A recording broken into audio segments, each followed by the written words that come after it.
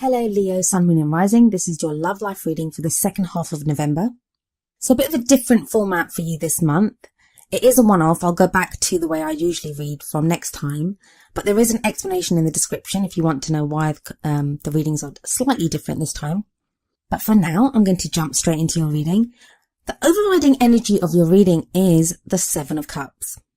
Now the Seven of Cups here, it can speak of having different options, not knowing which one to pick.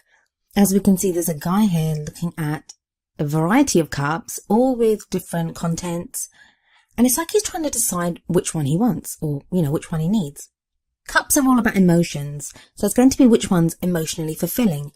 We might want more than one cup. We might think more than one cup will make us happy. So it often indicates a time of rationalizing and analyzing. And I know that sounds very kind of head oriented, but it is very much about your feelings. As much as we may love one thing or one way of life or whatever it is, we can't pursue all avenues. We have to pick one that is right for us.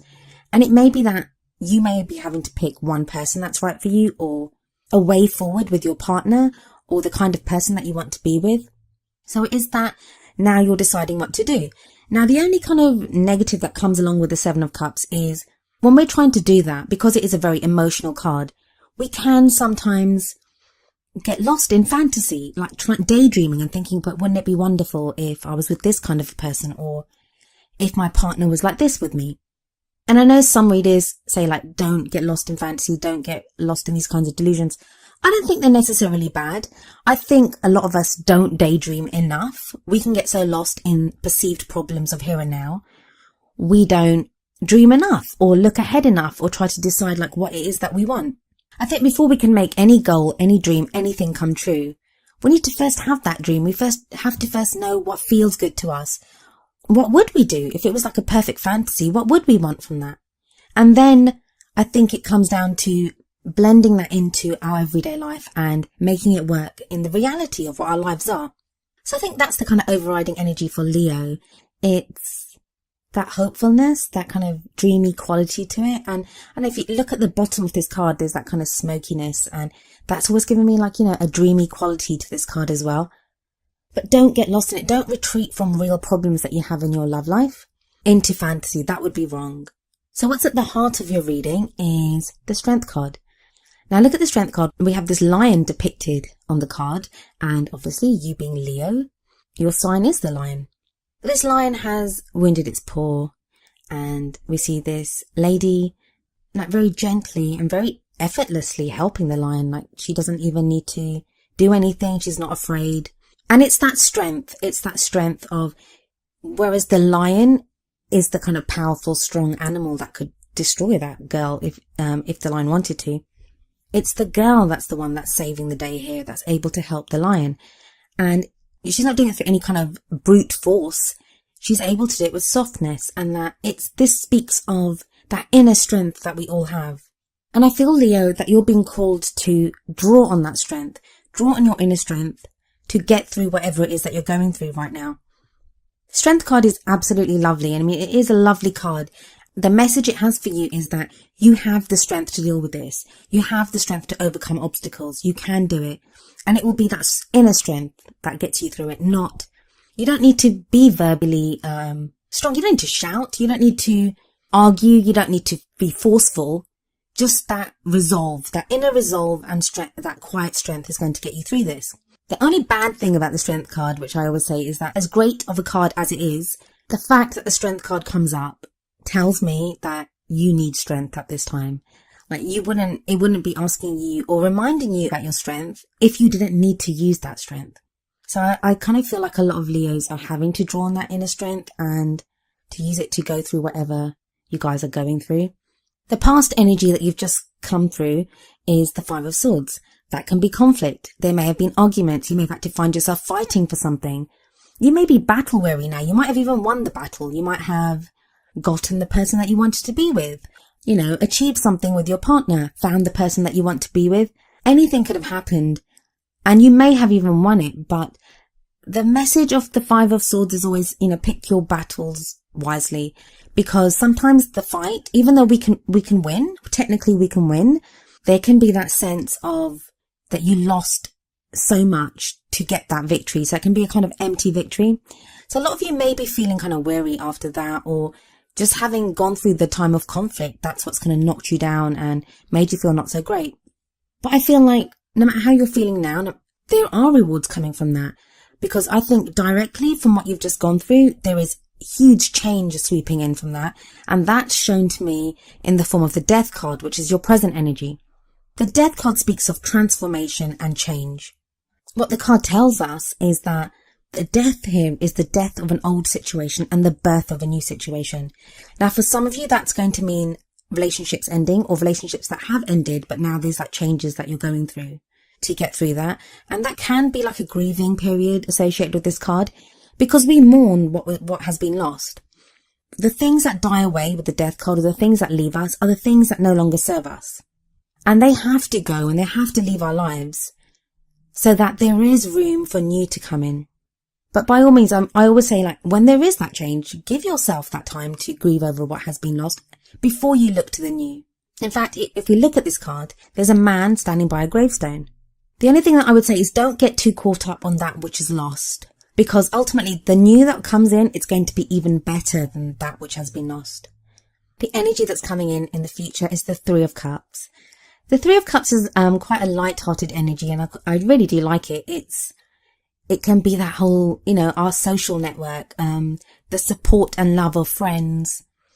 If we look at this card here, we see there's three people kind of just sitting around, having a glass of wine together, talking about things. And it can be that. It can be knowing that you're loved, knowing that you're supported, having that support network that helps us to move forward.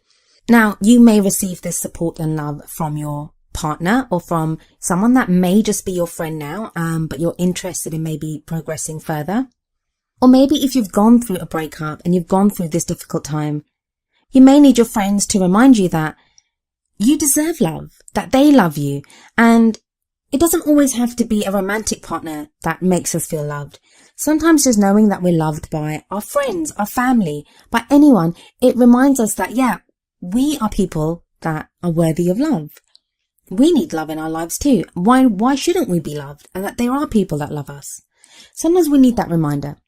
And I think the energy that's coming in now is going to remind you of that, Leo. I think for whatever reason, you've forgotten that. You've forgotten how much people love you. Our brave, beautiful Leos. You give so much love and shower so much attention on so many people that, yeah, why wouldn't someone do the same thing for you? So if you have that network of friends, and even if it's your partner, even if you're connecting with your partner at more of a friend's level, like you guys decide to do something fun together, enjoy it. Enjoy the attention. The reason I say that to you is I feel like once you get that support network in place, once you realize how loved you are and that there are people that love and support you, you're going to go into no bullshit mode. And the reason I say this is that the Queen of Swords comes up in the crowning energy, and that's the energy that you'll take into December with you.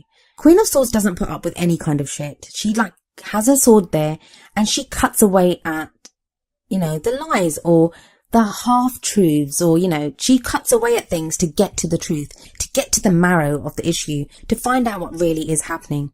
So whereas like this, we start off with the Seven of Cups, like a confusion, not knowing what you want, not knowing which way to go.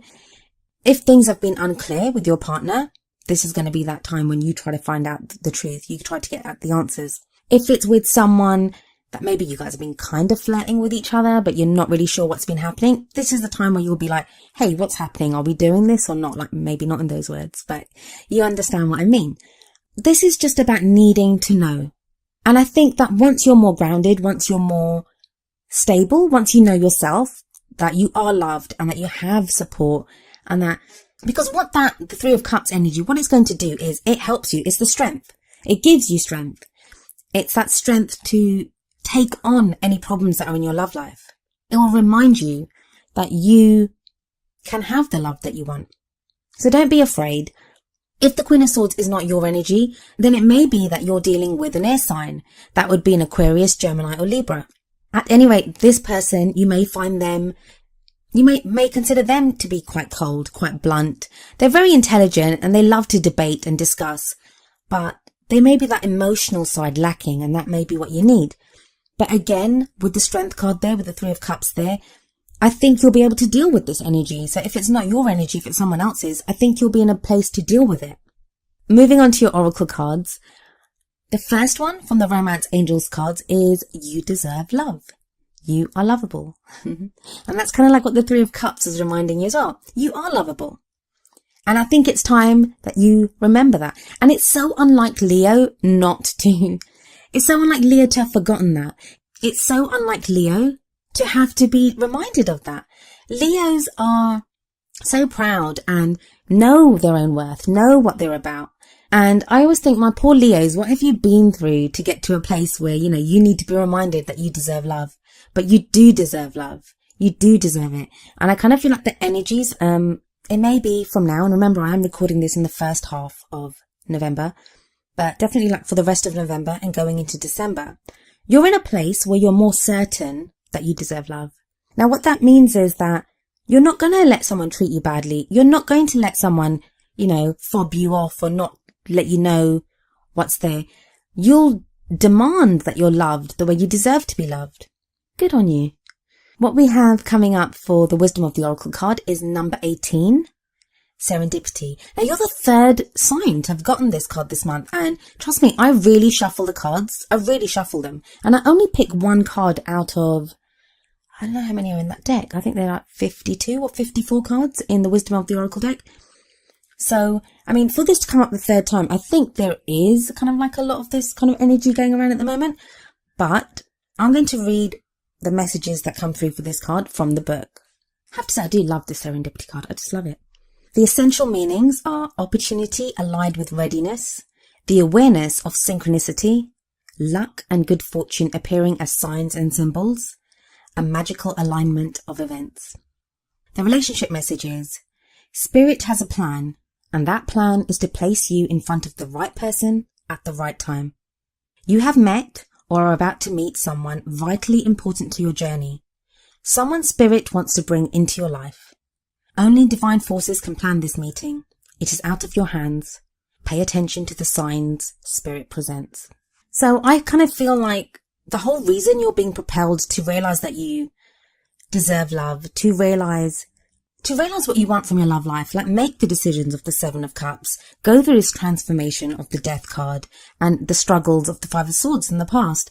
The whole reason for this, and being the Queen of Swords ready to fight for something, is because if you haven't already met the person that this card talks about, someone very special is coming into your life and you're being prepared for that. Maybe just the way you've been dealing with things in your relationship, and the person that you're with is special to you, but the way you've been dealing with things hasn't been great. So that's been helping you to grow and to learn and to make the most now of the love that is available to you. But I know I've said it a few times now, I'm going to say it again. You deserve love, Leo, and you are lovable. Well, Leo, that was your love reading for the second half of November.